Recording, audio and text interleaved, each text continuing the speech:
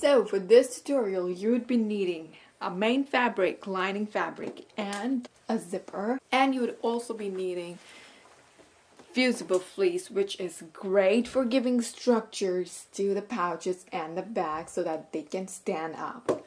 And of course, you would be needing your usual sewing supplies and your sewing machine. For all my sewing, I like to use this walking foot. This is like the hero of my sewing journey, and it makes sewing anything and everything so much easier. So I highly recommend having one with you all the time. So go ahead and collect all your sewing supplies and get started. Once you're ready, cut out your lining, fleece, and your exterior so that it measures 7.5 by 10.5. Now, before I get started with the tutorial, I would like to tell you the science behind the flat bottom pouches. So the major difference between a flat bottom pouch and a pouch that looks like this, which is plain, which is straight from all the sides, is very simple. It's just a simple cutout square at the bottom side of all the panels. So let me go ahead and show you it. And it's very customizable depending on the size of the pouch that you want and how big you want the flat bottom to be. So I'm going to show you one size. So I'm going to show you how to make a flat bottom pouch which measures 4 inch at the base. So all you got to do is cut out a square on both the sides which measures 2 inch by 2 inch for all your panels.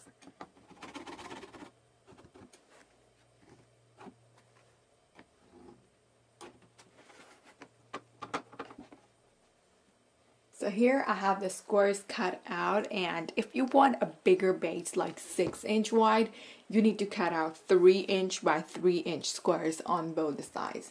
So now that our pieces are ready, we're just gonna start sewing. So the first step is to fuse your exterior fabric to your fleece.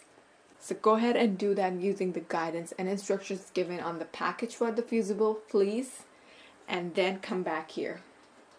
A little tip over here is when you're cutting out your fleece, make sure that it is around 1/4 inch or 1/2 inch less than the actual size of your fabric, so that there's no bulk in the seam and you can easily turn the right side out and press the seams flat. This will give a nice crispy finish to your seams. One more thing, always keep your zipper around 1 inch shorter than your top edge. So my top, as you can see, my zipper is larger than the top edge and I need to make it smaller. So I'm just gonna cut it off at this point. I'm just gonna push this thing away so that I don't cut it off. And I'm gonna just cut it over here.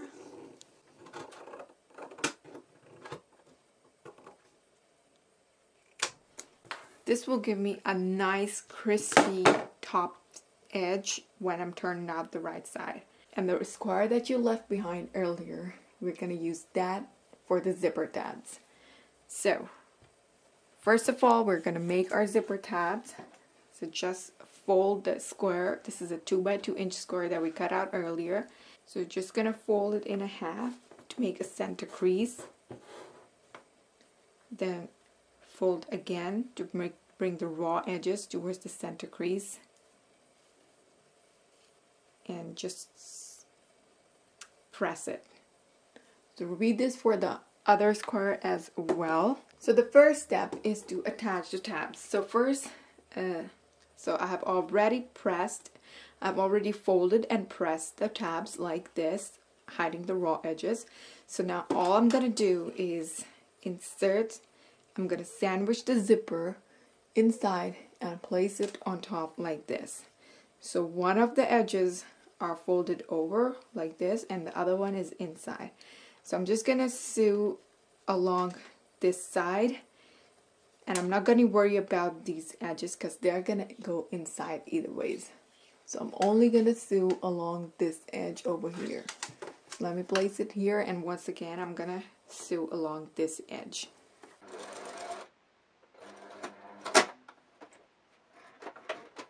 So once you're done, this is what you should have. So you will have something extra sticking out over here. So you need to cut it out, and we'll keep this aside. Now we're just going to attach this zipper to our exterior and lining panels. So take your exterior and your lining panel, and place the zipper so that the right side of the zipper is facing down, as you can see over here. And your zipper is gonna be a bit shorter than the edges, which is perfectly fine. That's exactly what we want to do. So once you have placed your zipper right side down, the side with the zipper pull is the right side down. So I'm going to place it like this. And then I'm going to place the lining fabric on top like this. Now all we got to do is just stitch over here the 3 layers together using a seam allowance of 3 by 8 of an inch.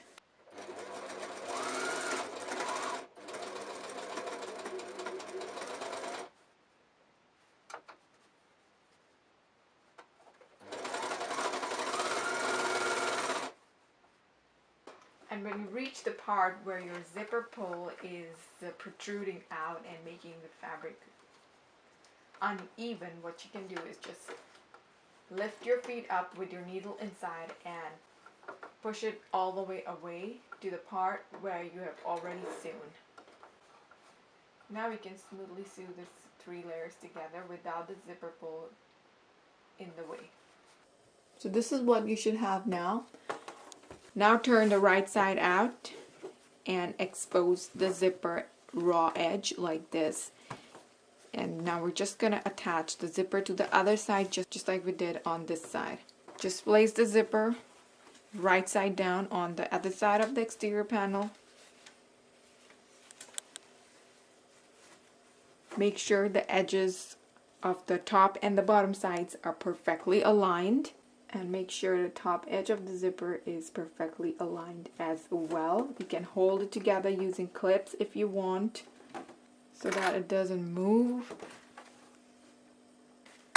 Now just place the lining fabric on top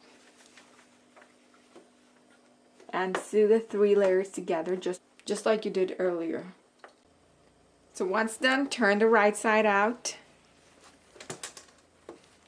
This is what you should have so far. Now give a nice press to this whole thing to flatten out the seams, and then we're just gonna top stitch this whole part. And if you're using a nylon coil zipper like this one, which looks like a bit like plastic, make sure that you don't press on top of your zipper because it's just gonna melt and it won't work. So be careful with that. So once all the pressing is done, just top stitch along these 2 edges using a 1 by 8 inch seam allowance and a long stitch length. Once you're done with the top stitching, it's now time to assemble the pouch. So bring the 2 exteriors together like this and bring the 2 linings together like this, and make sure that your zipper is at least open halfway through, as you can see over here. So bring the 2 layers together, and first we are only gonna sew along this edge. First we are only gonna sew along the side edges. So we're gonna start from here and we're gonna come till here. We're gonna skip this part, the staircase part, and we're gonna go at the bottom, then we're gonna go on the sides again. And on the lining, we're gonna leave behind this much gap in the middle. And we're gonna sew from here till here and from here till here. So if you want, you can place a mark over here as a reminder to leave this gap open, because we're gonna turn the right side out from here. So I'm gonna start off from here. Once again, I'm gonna start off from here. I'm gonna go all the way, skip this part, stitch over here, skip this part, stitch over here till the end. And I'm also gonna skip this part. We're gonna do this later, and I'm gonna leave a space of 3 inch at the bottom. Let's go to the machine.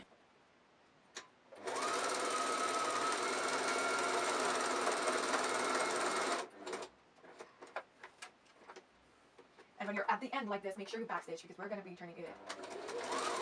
Because that's very important for this step.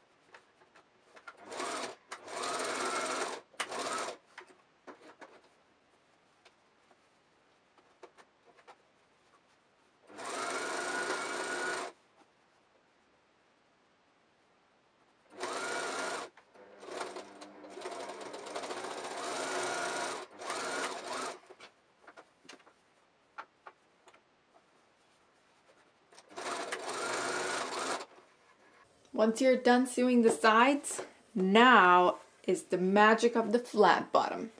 So what you're gonna do is just pull this thing apart and bring the side and the bottom seams together. So if you want, you can go ahead and press your seams open. I don't like extra steps, so I'm just gonna proceed this way.